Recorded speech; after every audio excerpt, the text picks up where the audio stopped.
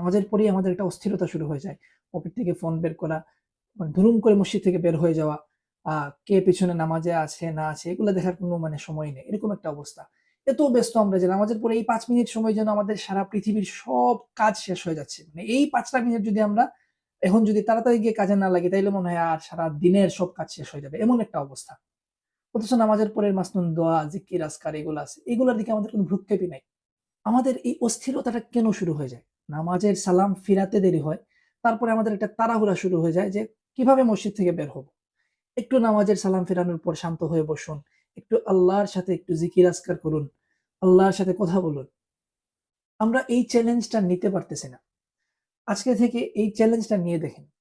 নামাজের পরে ৫ মিনিট একটু শান্ত হয়ে বসেন, একটু জিকির আজকারগুলো করেন, একটু আল্লাহর সাথে কথা বলেন। একটু চেষ্টা করুন তো নামাজের পরে আয়াতুল কুরসিটা ভালো করে পড়ার। ৩৩ বার সুবহানাল্লাহ, আলহামদুলিল্লাহ, আল্লাহু আকবার এবং লা ইলাহা ইল্লাল্লাহু ওয়াহদাহু লা শারীকা লাহু লাহুল মুলকু ওয়া লাহুল হামদু ওয়া হুয়া আলা কুল্লি শাইইন কাদির। এই দোয়াটা পড়ার। হৃদয়টা শান্ত হবে।